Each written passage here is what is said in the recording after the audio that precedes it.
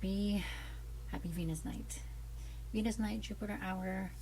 Technically, it is the 7th of February. And gosh, it's only the first week of February, and it feels like there's already been a decade's worth of processing.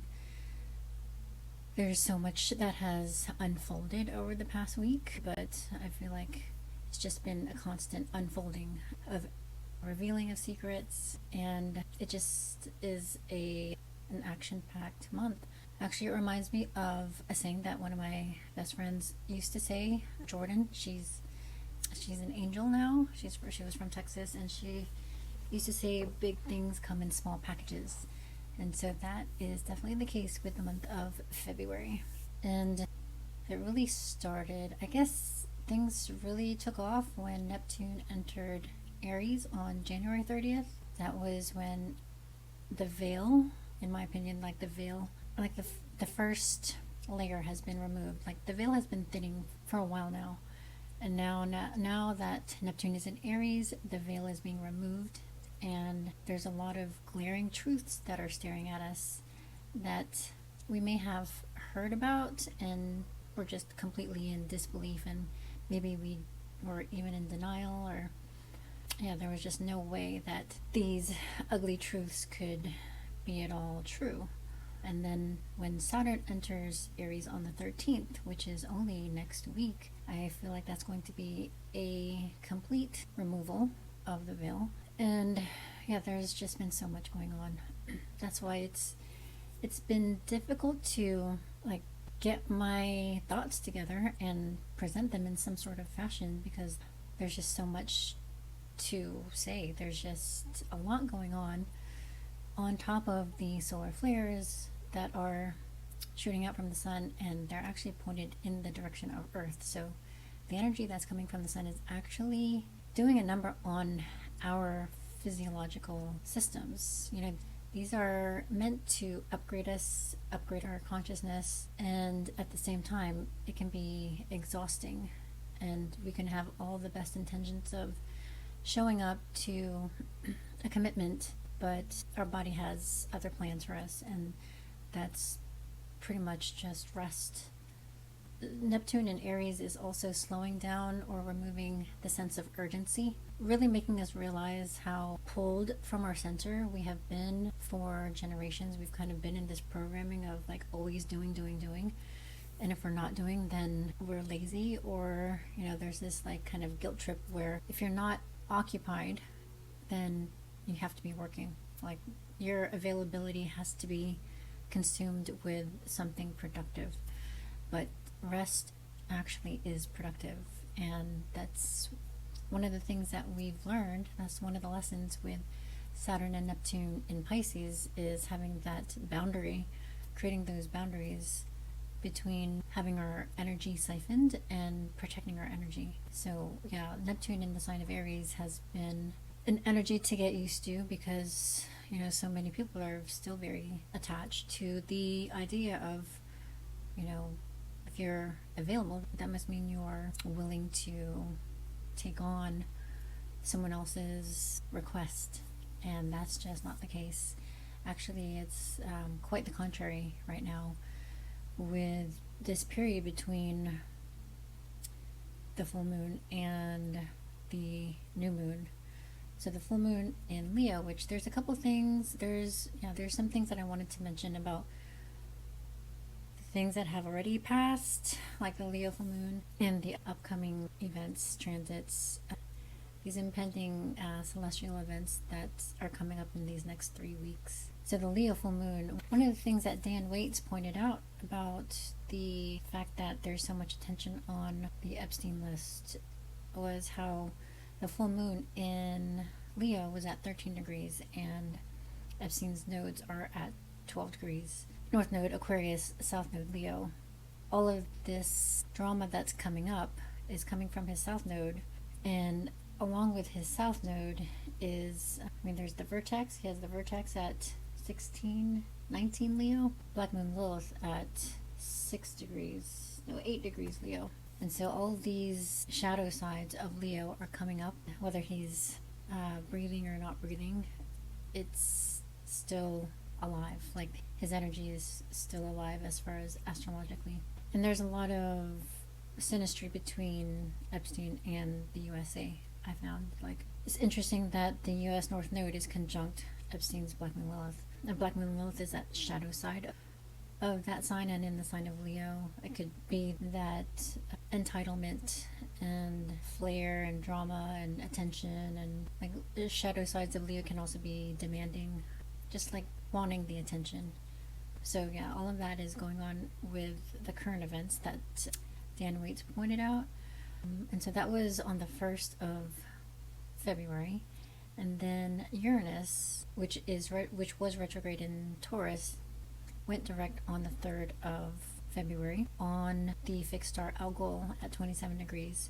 And Algol is considered to be the demon star and is connected to the myth of Medusa. And Medusa traditionally has had this reputation of, has been given this reputation of being a temptress. And in the palace of Athena, she had been placed in a light where she was tempting Poseidon, and Poseidon eventually raped her, and Athena was not happy about that, and Athena banned, or like, yeah, she pretty much banned Medusa from the palace and banished her to a deserted island. But the truth is, like, her truth was not believed, and that's synonymous with what's going on with the victims of the victims named in the Epstein files.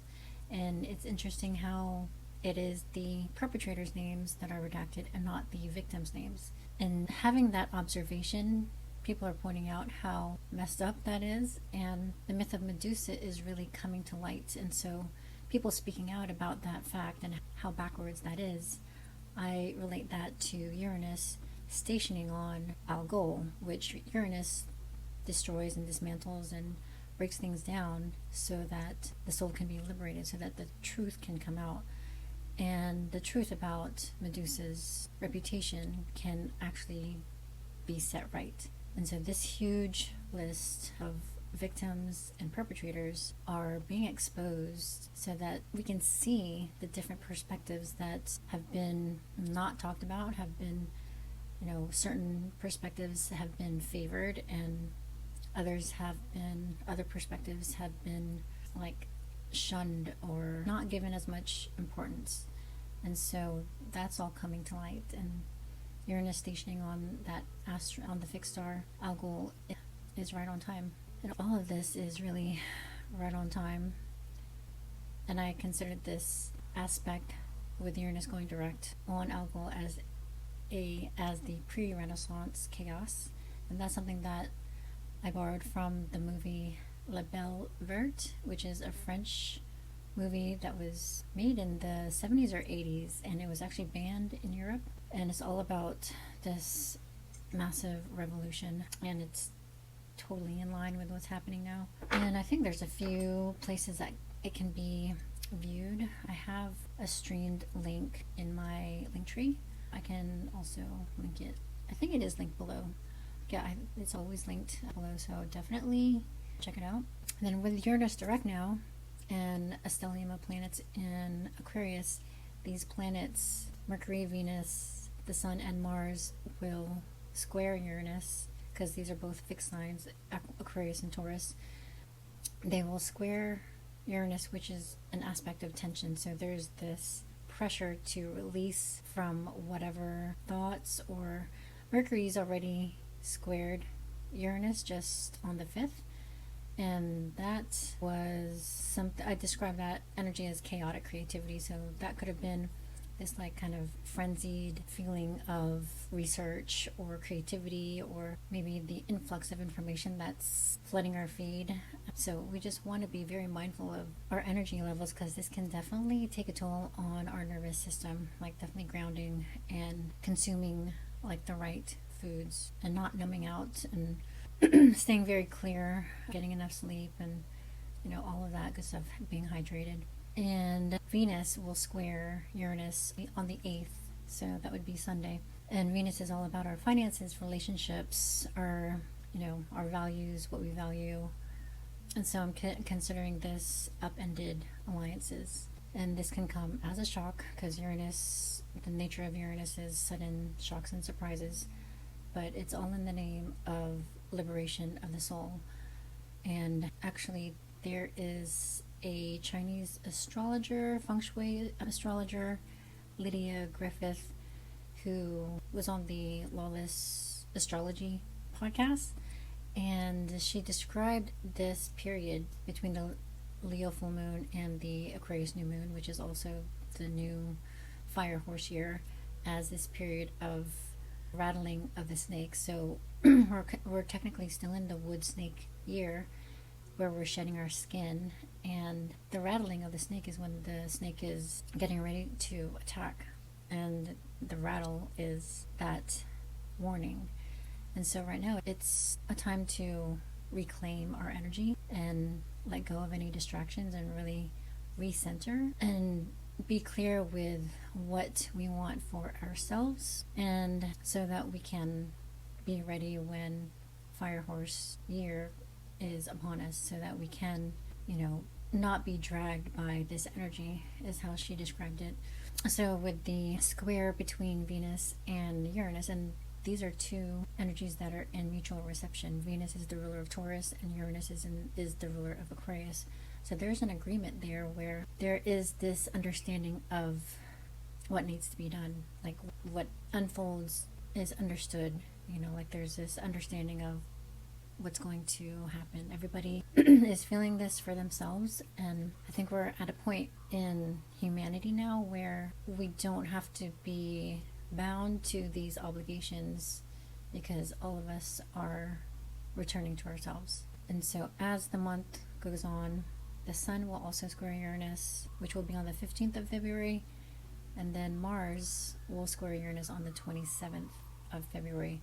And between those two dates, the 15th and the 27th, will be the new moon in Aquarius, which is an eclipse. So it's a new moon, and what makes it an eclipse is the fact that the North Node is within 15 degrees of the lunation. So the North Node is technically in Pisces, so it will be at around 8 degrees Pisces at that time, and the new moon will be at 28 degrees, 28, almost 29 degrees, 28 degrees and 56 minutes. And so this is tying up loose ends so that we can really begin a new era. And eclipses, this is a North Node eclipse, so whatever happens, whether it's a release, something that is removed, or an introduction, someone is introduced, you're introduced to somebody, or something new arrives, it is destined, like it is meant to happen. The 27th is when Mars and Uranus square, so that can be a volatile, very volatile time. So it's important that we give ourselves a lot of space, cushion, grace with our energy, our time. I mean, we are processing so much right now, and our energy is fragile. So like that saying, your body is a temple, has never had such profound meaning. And it is true. We want to make sure that whatever we are consuming is good for our health. We're not just consuming anything. We're reading the labels, making sure that we're cross-checking it with reliable sources. Dr. Berg is one of my favorites. We also want to consider how we align our spending power, our money, which is essentially our values, and like sacrificing the conveniences that have been set up for us to keep feeding this capitalistic, corrupt system. And so detaching from those misalignments and supporting local communities that and have one-on-one or like a neighborly connection with, and as much as possible like pause and de-escalate any sort of tension. It's funny because on the bus today, it was a crowded bus, and there was someone who was in a walker. She was 84 years old, and it was a crowded bus, but everybody was supporting and encouraging her to just like walk through this crowded little corridor to get to a seat that was available for her. And there was a nice man that was, like letting her know that there was a seat in front of him. And he even went to the front of the bus and, helped her so that she could hold his arm and walk to the seat. And he like held her walker for her. And she was getting frustrated, but like, God damn you, and all these curmudgeon kind of expressions. But you could tell on her face that she was very appreciative, and everybody, like, there were several of us that were kind of diffusing the tension. And it was a touching moment despite how chaotic it was. But yeah, on the flip side, like, people are on edge. And even at the farmer's market, it was probably just a few minutes after vendors are technically closed, like around 4 o'clock, but most everybody was still up and running because it was like the first warm sunny day in weeks.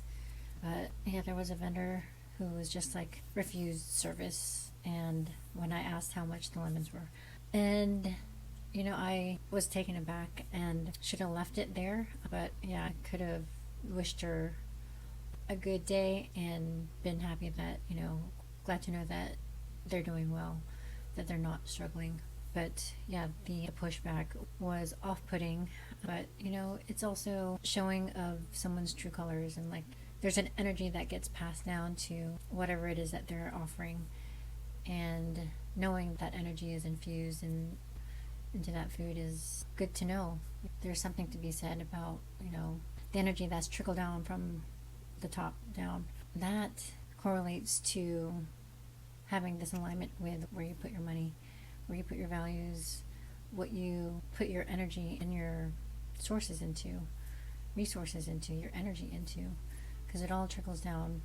And you want to make sure that it gives you a much more comforting feeling, sleeping better at night, knowing that where you put your resources and your energy and your money into is going to something that you believe in. So that's, something to keep in mind from here on out, like not just during these Uranus squares to the Aquarius planets. So, but today Mercury entered Pisces and will be in Pisces until April 22nd, which is much longer than it usually stays in a sign.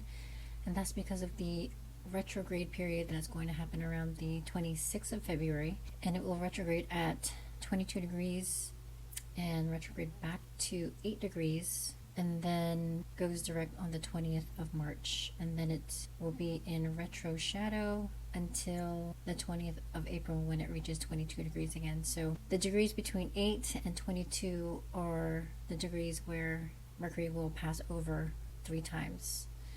And so that's a point in your chart that you want to look at to see where those matters and situations or negotiations are being revisited. And Mercury can, in the sign of Pisces, it's considered to be in detriment because it's in the opposite sign where Mercury likes to be in, which is Virgo. So in Virgo, Mercury is able to really pay attention to the details and stay organized and keep track of time and all like numbers and everything. In the sign of Pisces, it is a lot more nebulous and a lot more creative. Like there's a lot of wiggle room and creativity. There can be confusion as well. But there is also an element to this Mercury in Pisces time where being quiet, like sitting in silence and regathering your energy so that you can listen to the messages that are coming through nature, or even the poems or lyrics, or the ideas that you could be receiving from another source, a higher source. So journaling, maybe listening to music without lyrics, and just being creative with whatever format you are drawn to. So it can be very reflective and introspective right now. Between now and February 26th, which is when it goes retrograde. Actually, February 11th, because that would be February 11th to the 24th is the shadow period. So between now and the 11th would be like the best time to wrap up any sort of contracts or, things that require like detailed attention. And I'm considering the Mercury in Pisces transit déjà vu for days, because even today at the grocery store, I was like feeling this strong déjà vu with the person that that rang me up. And it was pretty wild, the conversation that we had.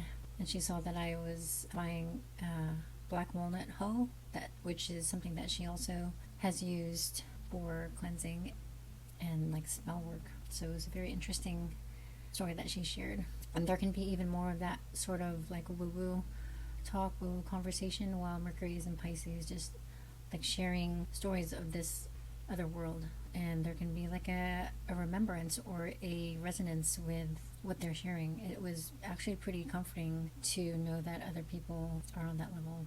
And during the time that Mercury will be retrograding, there will also be conjunctions to the North Node in Pisces right around 8 degrees. And so it will also pass over this point at the North Node, which is our destiny point, 3 times.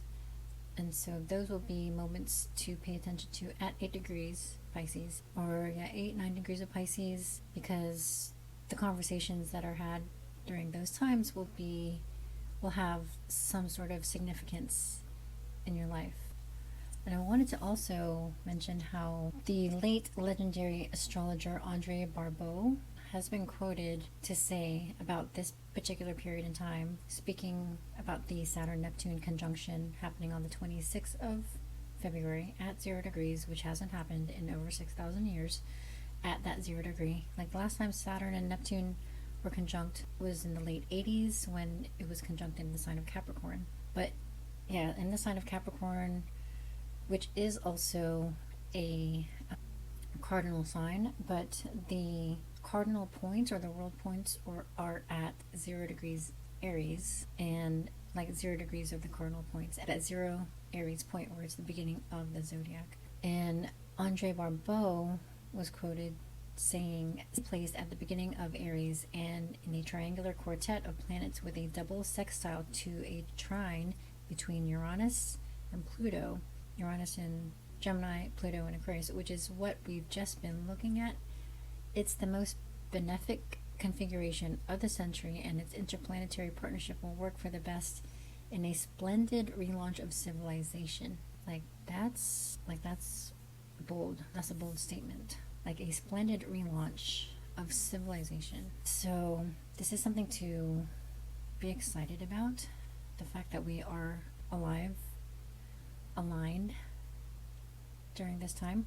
And who was it? There was another quote that Mandy Hale that said, when nothing is certain, anything is possible. So we want to keep that perspective in mind despite all of the chaos. And there was something that struck me this is my late brother's mythology book from, I guess it was college. And the Super Bowl is this weekend, so people may be partaking in some activities. But in this particular section, how the world and mankind were created, in the last section, this is by Edith Hamilton. It's kind of like basic summaries of the various Greek gods. And in this particular section, she talks about how the gods created mankind. The gods themselves created men, and there were like 5 races. There were 5 races that were created.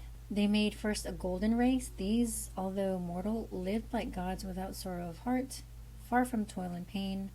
The cornland of itself bore fruit abundantly. They were rich, also in flocks, and beloved of the gods. When the grave covered them, they became pure spirits, beneficent, and guardians of mankind.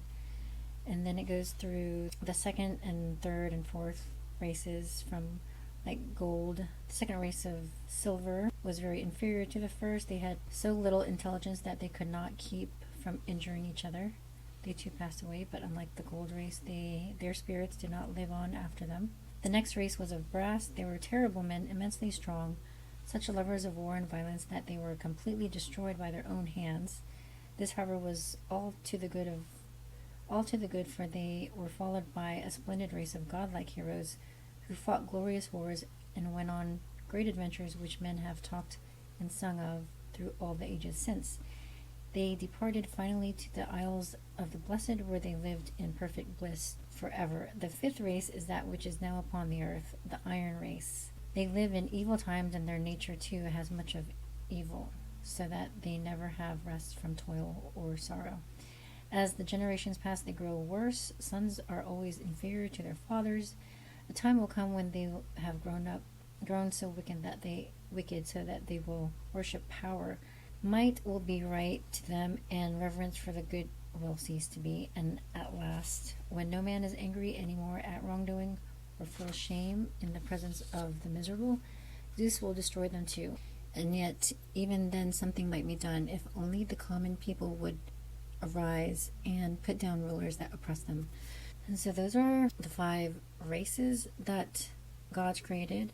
And then it goes into the introduction of women, which Pandora was introduced.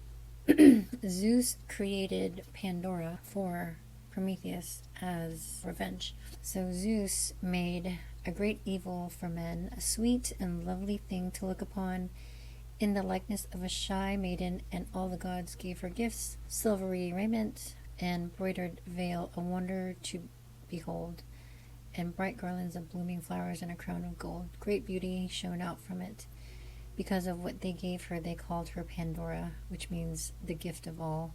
When this beautiful disaster had been made, Zeus brought her out, and wonder took hold of gods and men when they beheld her. From her, the first woman, comes the race of women who were an evil to men, with a nature to do evil. It's no wonder we have the society that we have today. Another story about Pandora is that the source of all misfortune was not her wicked nature, but her curiosity. The gods presented her with a box into which each had put something harmful, and forbade her ever to open it. Then they sent her to Epimetheus, who took her gladly, although Prometheus had warned him never to accept anything from Zeus. He took her, and afterward, when that dangerous thing, a woman, was his, he understood how good his brother's advice had been, for Pandora, like all women, was possessed of a lively curiosity. She had to know what was in the box. One day she lifted the lid, and out flew plagues, innumerable sorrow and mischief for mankind. In terror, Pandora clipped the lid down, but too late. One good thing, however, was there: hope. It was the only good of the casket that had held among the many evils, and it remains to this day mankind's sole comfort in misfortune. So mortals learned that it is not possible to get the better of Zeus or even deceive him. The wise and the compassionate Prometheus too found that out. So yeah, I feel like that's pretty much where we're at now with the reintroduction, the rebirth of women's significance, and the rewriting of these myths. And it's really profound and wild how these myths are not myths, but they're true stories of what has transpired. And all of these truths about what has existed before we were here, before our civilization, is coming to the surface with the age of Tartaria and all of the ruins, even in Utah. Like, there's belief that the ruins there were previously Egyptian pyramids.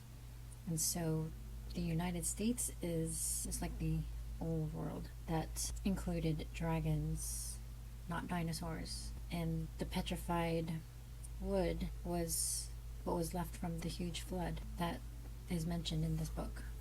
How the world began, how the world was started. So yeah, it's just been a lot to process and discover and rabbit hole into. That's the thing about the programming that we've been subject to, is like the time that we have not been allowed to actually study these truths. Like, because in school we are not given the full array of events that have actually brought us to where we are now. the books in school, the indoctrination of school is a programming to keep a certain narrative alive. So now this is all being rewritten and allowing us to shake off those soul-sucking obligations that are not allowing us to actually learn about those things that we are truly interested in, our passions. So yeah, hopefully that was helpful, and hopefully that made sense. Definitely reach out if you're curious about how these energies are affecting and unfolding in your blueprint, your birth chart. And yeah, there is so much possibility when nothing is certain. So stay centered, stay grounded, stay hydrated, and till next time, thanks for sticking around. All the best.